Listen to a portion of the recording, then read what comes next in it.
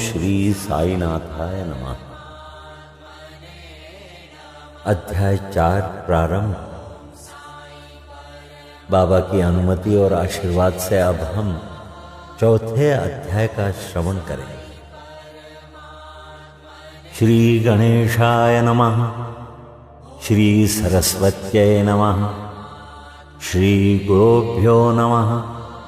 श्री कुलदेवताय नमः। श्री सीतारामचंद्राभ्यां नमः। श्री सद्गुरु साईनाथाय नमः। इसमें श्री साईं बाबा का शिरडी में प्रथम आगमन, संतों का अवतार कार्य, पवित्र तीर्थ शिरडी, श्री साईं बाबा का व्यक्तित्व, गौली बुआ का अनुभव, श्री विठ्ठल का प्रकट होना, क्षीर सागर की कथा, दासगणों का प्रयाग स्नान, श्री साईं बाबा का शिरडी में प्रथम आगमन, 3 वाड़े, इसके बारे में श्रवण करें। संतों का अवतार कार्य। भगवद गीता 4 अध्याय 7-8 में भगवान श्री कृष्ण कहते हैं कि जब जब धर्म की हानि और अधर्म की वृद्धि होगी तब तब मैं अवतार धारण करता हूं। धर्म स्थापन, दुष्टों का विनाश तथा साधुजनों के परित्राण के लिए मैं युग युग में जन्म लेता हूं। साधु और संत भगवान के प्रतिनिधि स्वरूप हैं। वे उपयुक्त समय पर प्रकट होकर अपनी कार्य प्रणाली द्वारा अपना अवतार कार्य पूर्ण करते हैं।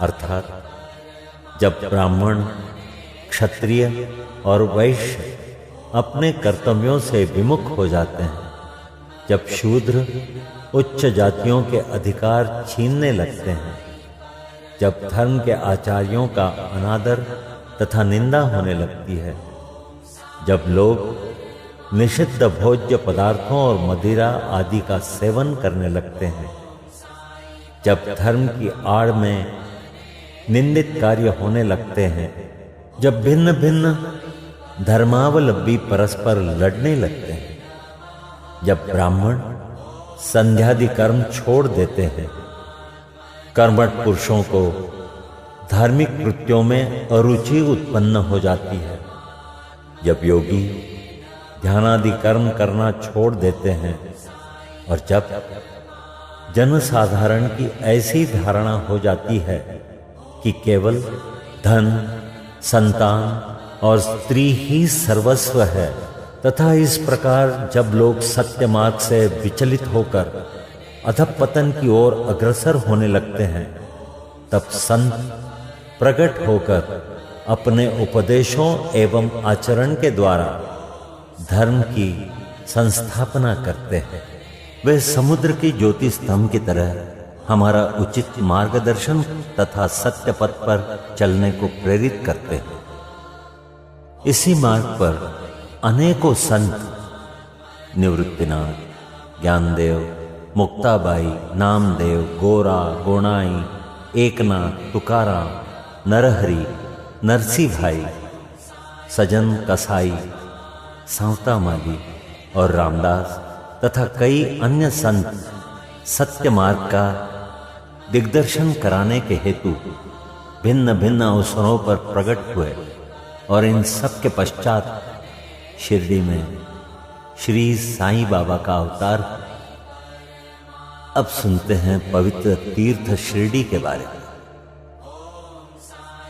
अहमदनगर जिले में गोदावरी नदी के तट बड़े ही भाग्यशाली हैं, जिन पर अनेक संतों ने जन्म धारण किया और अनेकों ने वहां आश्रय पाया। ऐसे ही संतों में श्री ज्ञानेश्वर महाराज प्रमुख थे। शिरडी अहमदनगर जिले के कोपरगांव तालुका में है। गोदावरी नदी पार करने के पश्चात मार्ग सीधा शिरडी को जाता है। 8 मील चलने पर जब आप नीमगांव पहुंचेंगे तो वहां से शिरडी दृष्टिगोचर होने लगती है। कृष्णा नदी के तट पर अन्य तीर्थ स्थान गाणगापुर, नरसिंहवाड़ी और औदुंबर के समान ही शिरडी भी प्रसिद्ध तीर्थ है। जिस प्रकार दामोजी ने मंगलवेढ़ा को, जो कि पंढरपुर के समीप है, समर्थ रामदास ने सज्जनगढ़ को, दत्तावतार श्री नरसिंह सरस्वती ने वाड़ी को पवित्र किया, उसी प्रकार श्री साईनाथ ने शिरडी में अवतीर्ण होकर उसे पावन बनाया।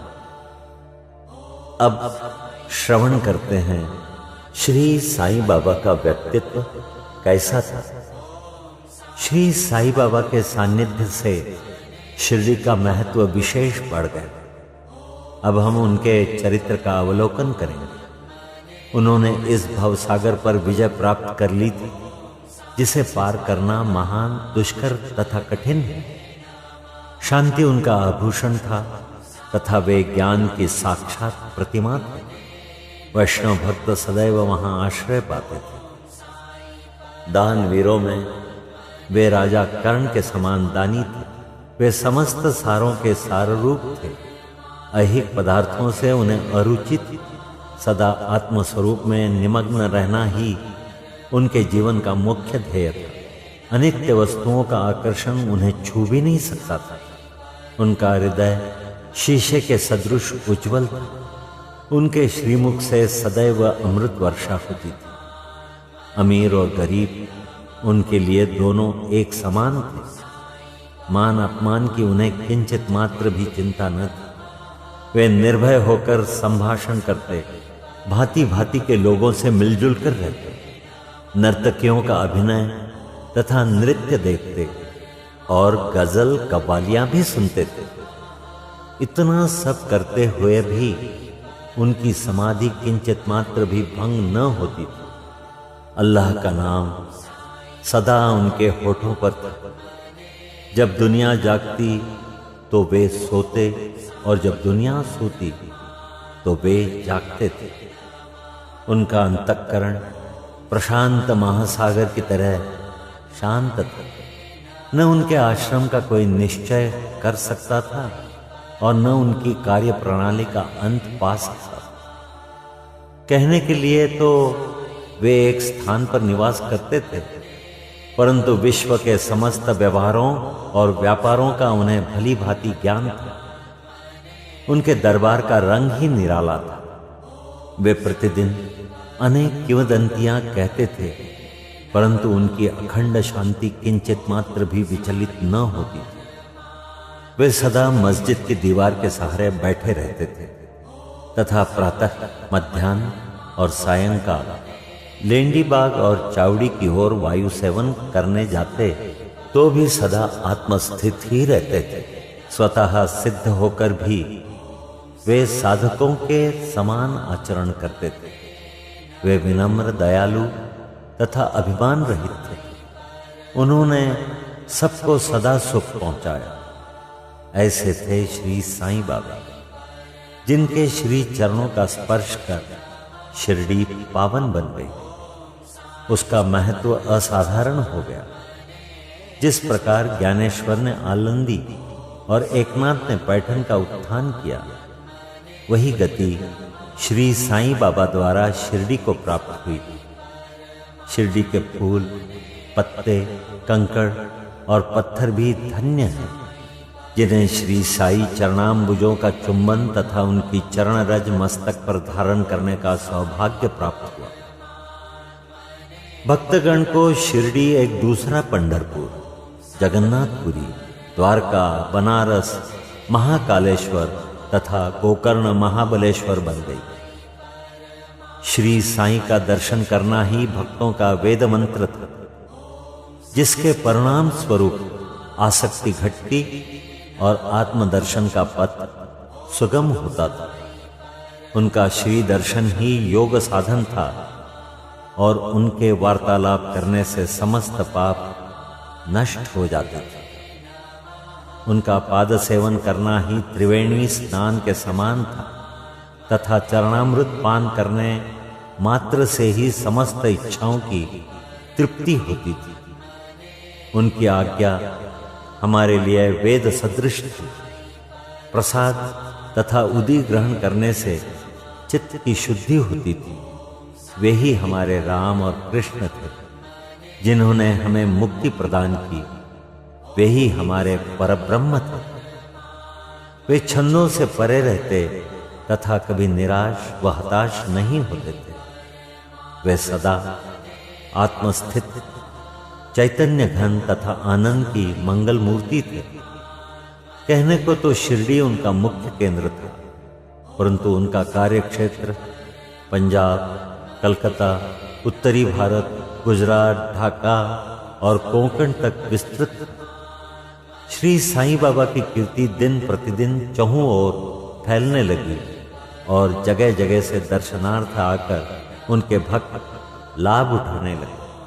केवल दर्शन से ही मनुष्यों, चाहे वो शुद्ध अथवा अशुद्ध हृदय के हो, वे चित्त को परम शांति मिल जाती थी। उन्हें उसी आनंद का अनुभव होता था जैसा कि पंढरपुर में श्री विट्ठल के दर्शन से होता है। ये कोई अतिशयोक्ति नहीं है। देखिए, एक भक्त ने यही अनुभव पाया है। अब हम उनके बारे में बात करते हैं। गौली बुआ लगभग 95 वर्ष के वयोवृद्ध भक्त, जिनका नाम गौली बुआ था, पंढरी के एक वारकरी थे। वे 8 मास पंढरपुर तथा 4 मास आषाढ़ से कार्तिक तक गंगा तट पर निवास करते थे। सामान ढोने के लिए वे गधे को अपने पास रखते और एक शिष्य भी सदैव उनके साथ रहता था। वे प्रतिवर्ष वारी लेकर पंढरपुर जाते और लौटते समय श्री बाबा के दर्शनार्थ शिरडी आते। बाबा पर उनका अगाध प्रेम था। वे बाबा की ओर एक टक निहारते और कह उठते थे कि ये तो श्री पंढरीनाथ, श्री विट्ठल के अवतार हैं, जो अनाथ नाथ, दीन दयालु और दीनों के नाथ हैं। गौली बुआ श्री विठोबा के परम भक्त थे। उन्होंने अनेक बार पंढरी की यात्रा की तथा प्रत्यक्ष अनुभव किया कि श्री साईं बाबा सचमुच ही पंढरीनाथ हैं। विट्ठल स्वयं प्रकट हुए। श्री साईं बाबा की ईश्वर चिंतन और भजन में विशेष अभिरुचि थी। वे सदैव अल्लाह मालिक पुकारते तथा भक्तों से कीर्तन सप्ताह करवाते थे। इसे नाम सप्ताह भी कहते हैं। एक बार उन्होंने दासगणों को कीर्तन सप्ताह करने की आज्ञा दी। दासगणों ने बाबा से कहा, आपकी आज्ञा मुझे शिरोधार्य है, परंतु इस बात का आश्वासन मिलना चाहिए कि सप्ताह के अंत में विट्ठल अवश्य प्रकट होंगे। बाबा ने अपना हृदय स्पर्श करते हुए कहा कि विट्ठल अवश्य प्रकट होंगे, परंतु साथ ही भक्तों में श्रद्धा और तीव्र उत्सुकता का होना भी अनिवार्य है। ठाकुरनाथ की डंकपुरी, विट्ठल की पंढरी, रणछोड़ की द्वारका, यही तो है। किसी को दूर जाने की आवश्यकता नहीं। क्या विट्ठल कहीं बाहर से आएंगे? वे तो यहीं विराजमान हैं। जब भक्तों में प्रेम और भक्ति का स्रोत प्रवाहित होगा तो विट्ठल स्वयं ही यहां प्रकट हो जाएगा। सप्ताह समाप्त होने के बाद विट्ठल भगवान इस प्रकार प्रकट हुए। काका साहेब दीक्षित सदैव की भांति स्नान करने के पश्चात जब ध्यान करने को बैठे तो उन्हें विट्ठल के दर्शन हुए। दोपहर के समय जब वे बाबा के दर्शनार्थ मस्जिद पहुंचे तो बाबा ने उनसे पूछा, क्यों, विट्ठल पाटिल आए थे ना, क्या तुम्हें उनके दर्शन हुए? वे बहुत चंचल हैं, उनको दृढ़ता से पकड़ लो। यदि थोड़ी भी असावधानी की तो वे बचकर निकल जाए। ये प्रातःकाल की घटना थी और दोपहर के समय उन्हें पुनः दर्शन हुए। उसी दिन एक चित्र बेचने वाला विठोबा के 25-30 चित्र लेकर वहां बेचने को आया। ये चित्र ठीक वैसा ही था जैसा काका साहब दीक्षित को ध्यान में दर्शन हुए।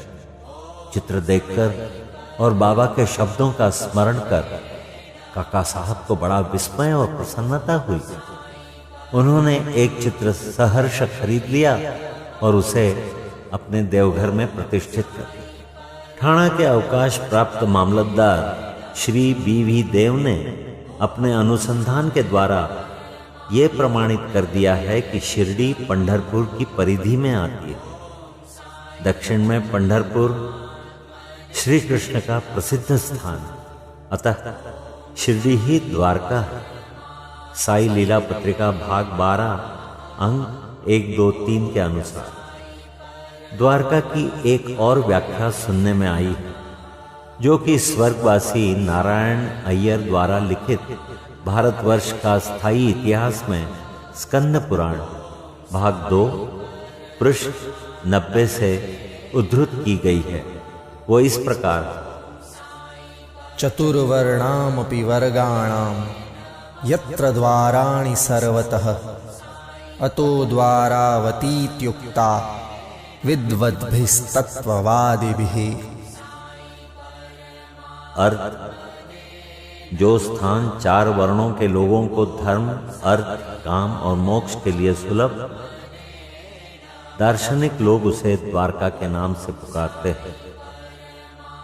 शिरडी में बाबा की मस्जिद केवल 4 वर्णों के लिए ही नहीं, अपितु दलित, अस्पृश्य और भागोजी शिंदे जैसे कोढ़ी आदि सबके लिए खुली थी। अतः शिरडी को द्वारका कहना ही सर्वथा उचित है। अब हम सुनते हैं भगवंतराव क्षीरसागर की कथा।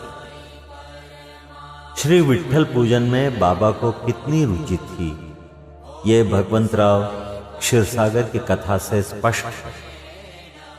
भगवंतराव के पिता विठोबा के परम भक्त थे, जो प्रतिवर्ष पंढरपुर को वारी लेकर जाते थे।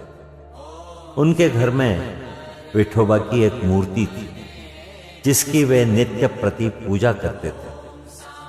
उनकी मृत्यु के पश्चात उनके पुत्र भगवंतराव ने वारी, पूजन, श्राद्ध इत्यादि समस्त कर्म करना छोड़ दिया।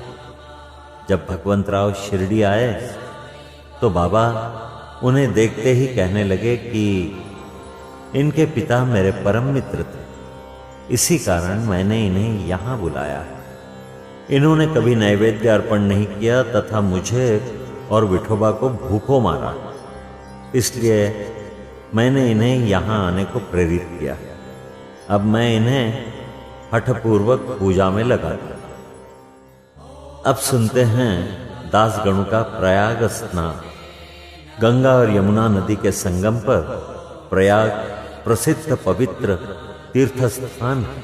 हिंदुओं की ऐसी भावना है कि वहां स्नानादि करने से समस्त पाप नष्ट हो जाते हैं। इसी कारण प्रत्येक पर्व पर सहस्त्रों भक्तगण वहां जाते हैं और स्नान का लाभ उठाते हैं। एक बार दासगणों ने भी वहां जाकर स्नान करने का निश्चय किया। इस विचार से वे बाबा से आज्ञा लेने उनके पास गए।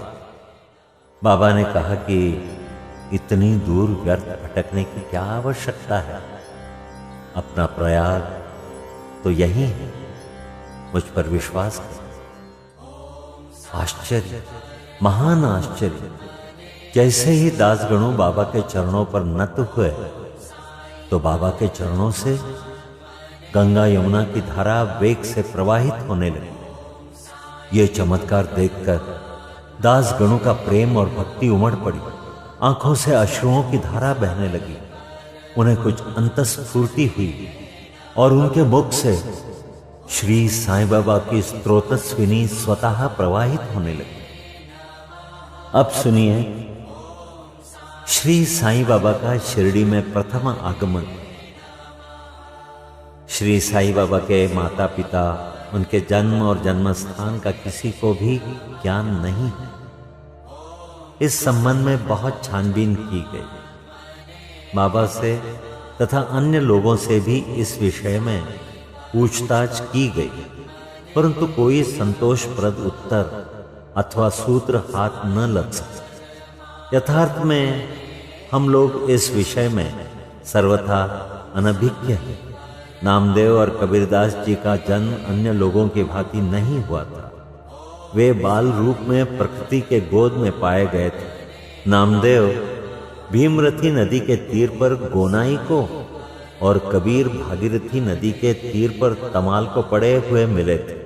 और ऐसा ही श्री साईं बाबा के संबंध में भी था। वे शिरडी में नीम वृक्ष के तले 16 वर्ष की तरुणावस्था में स्वयं भक्तों के कल्याणार्थ प्रकट हुए थे। उस समय भी वे पूर्ण ब्रह्मज्ञानी प्रतीत होते थे। स्वप्न में भी उनको किसी लौकिक पदार्थ की इच्छा नहीं थी। उन्होंने माया को ठुकरा दिया था और मुक्ति उनके चरणों में लौटती थी। शिरडी ग्राम की एक वृद्ध स्त्री नाना चौबदार की मां ने उनका इस प्रकार वर्णन किया है। एक तरुण, स्वस्थ, फुर्तीला तथा अति रूपवान बालक सर्वप्रथम नीम वृक्ष के नीचे समाधि में लीन दिखाई पड़ा। सर्दी व गर्मी की उन्हें किंचित मात्र भी चिंता न थी। उन्हें इतनी अल्प आयु में इस प्रकार कठिन तपस्या करते देखकर लोगों को महान आश्चर्य हुआ। दिन में वे किसी की भेंट नहीं करते थे और रात्रि में निर्भय होकर एकांत में घूमते थे। लोग आश्चर्यचकित होकर पूछते फिरते थे कि इस युवक का कहां से आगमन हुआ है। उनकी बनावट तथा आकृति इतनी सुंदर थी कि एक बार देखने मात्र से लोग आकर्षित हो जाते थे। वे सदा नीम वृक्ष के नीचे बैठे रहते थे और किसी के द्वार पर न जाते थे। यद्यपि वे देखने में युवक प्रतीत होते थे, परंतु उनका आचरण महात्माओं के सदृश था। वे त्याग और वैराग्य की साक्षात प्रतिमा थे। एक बार एक आश्चर्यजनक घटना हुई। एक भक्त को भगवान खंडोबा का संचार हुआ। लोगों ने शंका निवारणार्थ उनसे प्रश्न किया कि हे देव, कृपया बतलाइए कि ये किस भाग्यशाली पिता की संतान है और इनका कहां से आगमन हुआ है। भगवान खंडोबा ने एक कुदाली मंगवाई और एक निर्दिष्ट स्थान पर खोदने का संकेत दिया। जब वो स्थान पूर्ण रूप से खोदा गया तो वहां एक पत्थर के नीचे ईंटें पाई गई। पत्थर को हटाते ही एक द्वार दिखे जहां 4 दीप जल रहे थे। उन दरवाजों का मार्ग एक गुफा में जाता था जहां गौमुखी आकार की इमारत, लकड़ी के तख्ते, मालाएं आदि दिखाई पड़ी। भगवान खंडोबा कहने लगे कि इस युवक ने इस स्थान पर 12 वर्ष तपस्या की है। तब लोग युवक से प्रश्न करने लगे, परंतु उसने ये कहकर बात टाल दी कि ये मेरे गुरुदेव की पवित्र भूमि है, अतएव मेरा पूज्य स्थान है। तब लोगों ने उस दरवाजे को पूर्ववत बंद कर दिया। जिस प्रकार अश्वत्थ तथा औदुंबर के वृक्ष पवित्र माने जाते हैं, उसी प्रकार बाबा ने भी इस नीम वृक्ष को उतना ही पवित्र माना और प्रेम किया। महलसापति तथा शिरडी के अन्य भक्त इस स्थान को बाबा के गुरु का समाधि स्थान मानकर सदैव नमन किया करते थे। 3 वाड़े के बारे में जानना चाहेंगे तो वो सुनो।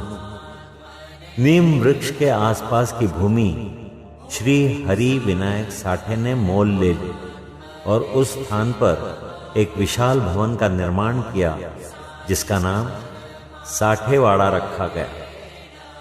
बाहर से आने वाले यात्रियों के लिए वो वाड़ा ही एकमात्र विश्राम स्थान था जहां सदैव भीड़ रहा करती थी। नीम वृक्ष के नीचे चारों ओर चबूतरा बांधा गया। सीढ़ियों के नीचे दक्षिण की ओर एक छोटा सा मंदिर है जहां भक्त लोग चबूतरे के ऊपर उत्तराभिमुख होकर बैठते हैं। ऐसा विश्वास किया जाता है कि जो भक्त गुरुवार तथा शुक्रवार की संध्या को वहां धूप, अगरबत्ती आदि सुगंधित पदार्थ जलाते हैं, वे इस कृपा से सदैव सुखी होंगे। ये वाड़ा बहुत पुराना तथा जीर्ण शीर्ण स्थिति में था तथा इसके जीर्णोद्धार की नितांत आवश्यकता थी, जो संस्थान द्वारा पूर्ण कर दी गई। कुछ समय के पश्चात एक दूसरे वाड़े का निर्माण हुआ, जिसका नाम दीक्षित वाड़ा रखा गया।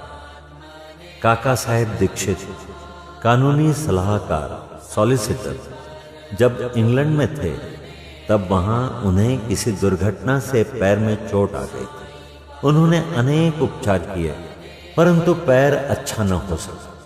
नाना साहब चांदोरकर ने उन्हें बाबा की कृपा प्राप्त करने का परामर्श दिया, इसलिए उन्होंने 1909 में बाबा के दर्शन किए। उन्होंने बाबा से पैर के बदले अपने मन की पंगुता दूर करने की प्रार्थना की। बाबा के दर्शन से उन्हें इतना सुख प्राप्त हुआ कि उन्होंने स्थायी रूप से शिरडी में रहना स्वीकार कर लिया और इसी कारण उन्होंने अपने तथा भक्तों के हेतु एक वाड़े का निर्माण कराया।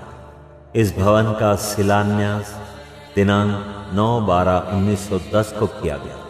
उसी दिन अन्य 2 विशेष घटनाएं घटित हुई। पहली, श्री दादा साहेब खापर्डे को घर वापस लौटने की अनुमति प्राप्त हो गई और दूसरी, चावड़ी में रात्रि को आरती आरंभ हो गई। कुछ समय में वाड़ा संपूर्ण रूप से बन गया और रामनवमी 1911 के शुभ अवसर पर उसका यथाविधि उद्घाटन कर दिया गया। इसके बाद एक और वाड़ा, मानो एक शाही भवन, नागपुर के प्रसिद्ध श्रीमंत बूटी ने बनवाया। इस भवन के निर्माण में बहुत धनराशि लगाई गई। उनकी समस्त निधि सार्थक हो गई, क्योंकि बाबा का शरीर अब वहीं विश्रांति पा रहा है और फिलहाल वो समाधि मंदिर के नाम से विख्यात है। इस मंदिर के स्थान पर पहले एक बगीचा था, जिसमें बाबा स्वयं पौधों को सींचते और उनकी देखभाल किया करते थे। जहां पहले एक छोटी सी कुटी भी नहीं थी, वहां 3-3 वाड़ों का निर्माण हो गया। इन सब में साठेवाड़ा पूर्व काल में बहुत ही उपयोगी थी। बगीचे की कथा, वामन तात्या की सहायता से स्वयं बगीचे की देखभाल, शिरडी से श्री साईं बाबा की अस्थायी अनुपस्थिति तथा चांद पाटिल की बारात में पुनः शिरडी लौटना, देवीदास, जानकीदास और गंगागीर की संगति, मोहिद्दीन तंबोली के साथ कुश्ती, मस्जिद में निवास, श्री डेंगले व अन्य भक्तों पर प्रेम तथा अन्य घटनाओं का अगले अध्याय में वर्णन किया गया है। यहाँ अध्याय 4 समाप्त हो गया। श्री सद्गुरु साईनाथार्पणमस्तु। शुभम भवतु।